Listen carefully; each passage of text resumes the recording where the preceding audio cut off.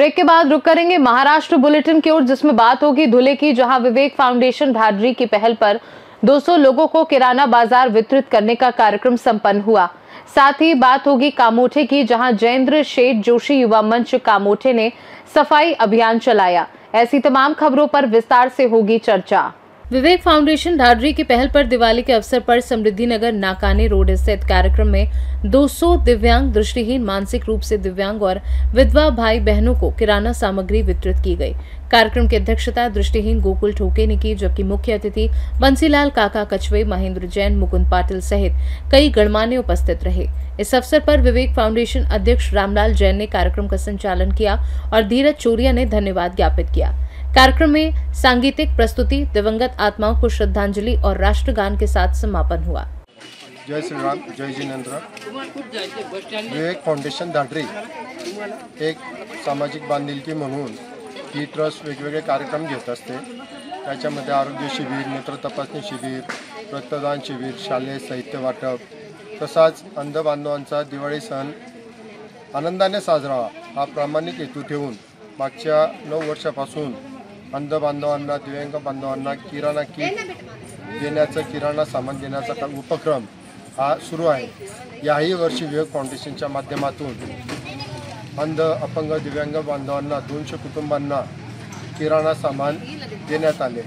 आपली दिवाळी जशी साजरी होते तशी त्यांची दिवाळी आनंदाने साजरी व्हावी हाच एक उद्देश असतो। प्रत्येकाच्या सणांमध्ये आपलाही काहीतरी मोलाचा छोटासा वाटा असावा ही भावना ठेवून हा उपक्रम सुरू आहे। आलेल्या दिव्यांग बांधवांचे व सर्व बांधवांचे मी विवेक फाउंडेशनकडून आभार मानतो। धन्यवाद। धुले से सी न्यूज संवाददाता अनिल सिसोदिया की रिपोर्ट। जयेंद्र शेठ जोशी युवा मंच कामोठे ने सेक्टर 35 स्थित एमएसबी इलेक्ट्रिक कंपाउंड इलाके में सफाई अभियान चलाया। क्षेत्र में जमा कचरा और कांच की बोतलों से फैल रही गंदगी की शिकायत पर युवा नेता जयेंद्र जोशी ने तुरंत कार्यवाही कर पूरा इलाका साफ करवाया, जिससे लोगों को राहत मिली। वहीं गली में लाइट की समस्या पर उन्होंने जल्द ट्रिप लाइट लगाने का आश्वासन दिया। इस अभियान में तेजस, जादव, नितिन, संदेश, अक्षय, रूपेश, धीरज, सूरज और विराज भोपी ने सक्रिय भागीदारी निभाई। स्थानीय नागरिकों ने इस पहल के लिए जयेंद्र जोशी और टीम का आभार जताया। कामोठे से सी न्यूज संवाददाता रोहित महात्रे की रिपोर्ट। नंदुरबार जिले में राष्ट्रवादी कांग्रेस पार्टी ने आगामी स्थानीय स्वराज्य संस्था चुनावों की तैयारी तेज कर दी है। इसी सिलसिले में 20 अक्टूबर को शहादा के अन्नपूर्णा लॉन्च में एक महत्वपूर्ण समीक्षा बैठक आयोजित की जाएगी। बैठक में जिले के पालक मंत्री और उत्तर महाराष्ट्र संपर्क मंत्री माणिकराव कोकाटे प्रमुख रूप से उपस्थित रहेंगे। साथ ही पूर्व मंत्री अनिल भाई दास पाटिल, जिलाध्यक्ष डॉक्टर अभिजीत मोरे सहित कई वरिष्ठ नेता भी शामिल होंगे। इस दौरान नगर परिषद, जिला परिषद और पंचायत समिति चुनावों के इच्छुक उम्मीदवारों की समीक्षा की जाएगी। जिलाध्यक्ष डॉक्टर अभिजीत मोरे ने सभी इच्छुक उम्मीदवारों और कार्यकर्ताओं से अपील की है कि वे बैठक में अनिवार्य रूप से उपस्थित रहें, ताकि आगामी चुनावों की रणनीति और उम्मीदवार चयन पर निर्णायक चर्चा की जा सके। नमस्कार। नंदुरबार जिल्ह्याच्या स्थानिक स्वराज्य संस्थांच्या निवडणुका या आता आपल्या अतिशय जवळ आलेल्या आहेत आणि या स्थानिक स्वराज्य संस्थांच्या निवडणुका मग त्या जिल्हा परिषदेतले 56 गट असो, पंचायत समितीतले सर्व 6 पंचायत समित्या आपल्या नंदुरबार जिल्ह्यात आहेत, त्या 6 पंचायत समितीचे गण असो अथवा ज्या नगरपालिका आणि नगरपंचायती या ठिकाणी आपण लढवणार आहोत, मग त्यामध्ये नवापूर असेल, नंदुरबार असेल, तळोदा, शहादा आणि धडगाव असेल, या नगरपालिका या आपण सर्व राष्ट्रवादी काँग्रेस पक्षाच्या माध्यमातून आपण ह्या सर्व लढवणार आहोत। माझी सर्व राष्ट्रवादी काँग्रेस पार्टीचे सर्व कार्यकर्ते, पदाधिकारी, लोकप्रतिनिधी, सर्व नेते यांना विनंती आहे की येत्या 20 तारखेला आपल्या उत्तर महाराष्ट्राचे संपर्क मंत्री तथा नंदुरबार जिल्ह्याचे पालकमंत्री आदरणीय माणिकराव कोकाटे साहेब हे या स्थानिक स्वराज्य संस्था निवडणुकांच्या आढावा घेण्याकरता नंदुरबारमध्ये येणार आहे। नंदुरबार जिल्ह्यातील शहादा शहरात हा कार्यक्रम होणार आहे। यावेळेस माननीय माजी पालकमंत्री अनिल भाईदास पाटील हे देखील उपस्थित राहणार आहेत। माझी आपल्या सर्वांना विनंती आहे, जे कोणी इच्छुक उमेदवार आहेत ज्यांना आपल्या गटांमध्ये, गणामध्ये किंवा आपल्या प्रभागामध्ये निवडणूक लढवायची आहे, अशा सर्व इच्छुक उमेदवारांनी त्या ठिकाणी मोठ्या आपल्या कार्यकर्त्यांसह, समर्थकांसह त्या ठिकाणी यायचं आहे.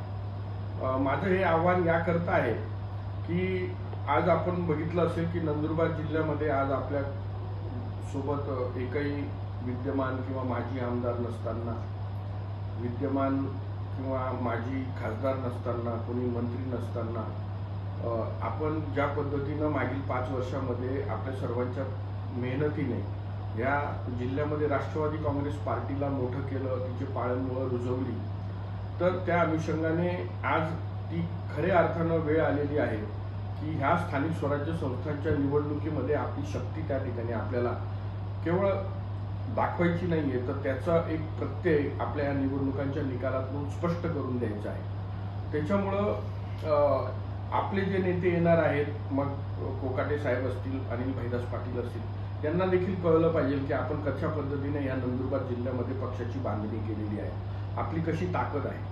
आणि त्यामुळं त्यांना कळवण्याकरता आपला निरोप घेऊन शेवटी आदरणीय अजितदादांकडे, तटकरे साहेबांकडे, प्रदेशाकडे ही सर्व आपला आढावा त्या ठिकाणी ही लोक देणार आहे. पण आपला आढावा एक चांगला झाला पाहिजे, आपला आढावा त्या ठिकाणी व्यवस्थित गेला पाहिजे, जेणेकरून पक्ष देखील आपल्यावर विश्वास ठेवेल आणि पक्ष देखील आपल्याला योग्य वेळी योग्य मदत करेल, हे देखील त्याच्यातनं स्पष्ट होईल. त्याच्यामुळं आपल्याला पक्षापुढे एक चांगल्या प्रकारचा आढावा द्यायचा आहे. माझी सर्व इच्छुक उमेदवारांना विनंती आहे की त्यांनी येताना त्या ठिकाणी आपल्याला जागेवरच एक फॉर्म दिला जाईल, तो फॉर्म भरायचा आहे आणि त्याच्यामध्ये विशेष करून आपली सर्व माहिती तर असेलच, मात्र त्यासोबत आपल्याला कोण सुचवणार आहे. म्हणजे एखाद्या गटामध्ये जेव्हा 12-15 गावं असतात, तर त्या 12-15 गावांमधली प्रत्येक गावाची जी सूचक मंडळी त्या ठिकाणी असली तर त्याच्यातली आपली ताकद दिसून येणार आहे. त्याच्यामध्ये मग सरपंच असेल, उपसरपंच असेल, ग्रामपंचायतचा सदस्य असेल किंवा अजून इतर प्रतिष्ठित व्यक्ती असतील, नागरिक असतील, यांचं त्या ठिकाणी आपण नामोल्लेख देखील त्या ठिकाणी फॉर्ममध्ये करायचा आहे. आपल्या सर्वांना विनंती आहे की आपण त्या ठिकाणी आपल्या समर्थकांसह यावं, कारण बऱ्याच गटांमध्ये 2-2, 3-3 उमेदवार त्या ठिकाणी इच्छुक आहे.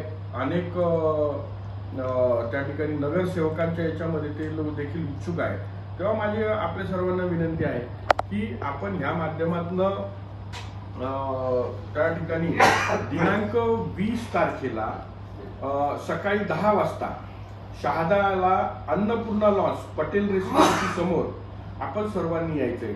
आपला सर्व जिल्ह्यातून, मग सर्व जिल्ह्यातील सर्व तालुक्यांमधलं, मग इच्छुक तुम्ही गटात असाल, इच्छुक तुम्ही गणामध्ये असाल, एखाद्या पंचायत समितीच्या गणामध्ये असाल किंवा नगरपालिकेच्या प्रभागांमध्ये तुम्ही इच्छुक असाल, आपण सर्वांनी त्या ठिकाणी मोठ्या संख्येनं आपल्या समर्थकांसह, आपल्या कार्यकर्त्यांसह यायचं आहे, अशी मी आपल्या सर्वांना विनंती करतो. आणि 20 तारखेला आपण सर्व भेटूया. आपल्या सर्वांना शुभेच्छा. दीपावलीच्या आणि धनत्रयोदशीच्या, पाडव्याच्या देखील आपल्या सर्वांना मनापासून शुभेच्छा. राष्ट्रवादी काँग्रेस पक्षाच्या वतीनं सर्वांना शुभेच्छा. नंदुरबार से सीनू संवाददाता शेख फहीम मोहम्मद की रिपोर्ट। मथुरा जिले के थाना रिफाइनरी के अंतर्गत हाईवे बरेली कट के समीप गांव सिहोरा के निवासी पप्पू उर्फ योगेश चौधरी मोटरसाइकिल पर जा रहा था। अचानक पीछे से 4 व्हीलर गाड़ी ने उन्हें बुरी तरह से टक्कर मार दी। अज्ञात व्यक्ति ने एम्बुलेंस को कॉल किया और निजी अस्पताल में योगेश को भर्ती कराया गया, लेकिन योगेश की हालत गंभीर होने के कारण उन्हें 2 हॉस्पिटलों से रेफर कर दिया था। अभी योगेश का उपचार मंडी चौराया से पहले हृदयांश हॉस्पिटल में चल रहा है और एक्सीडेंट की जानकारी थाना रिफाइनरी को दे दी गई है। मौका वारदात पर जाकर थाना रिफाइनरी के HSO ने रिस्ट्रिक्शन किया और 4 व्हीलर गाड़ी को अपने कब्जे में लेकर थाना रिफाइनरी में मुकदमा दर्ज किया है। आगे की रिस्ट्रिक्शन थाना रिफाइनरी के दरोगा लोकेंद्र कर रहे हैं। मथुरा जिले के SP साहब और थाना रिफाइनरी के SHO ने योगेश के परिवार वालों को आश्वासन दिया है कि हम कड़ी से कड़ी कानूनी कार्यवाही करेंगे। मुंबई से सीनू संवाददाता राज चौधरी की रिपोर्ट। महाराष्ट्र बुलेटिन में फिलहाल के लिए इतना ही। बने रहिए सी न्यूज़ भारत के साथ। हर खबर आपके साथ, आपके हाथ।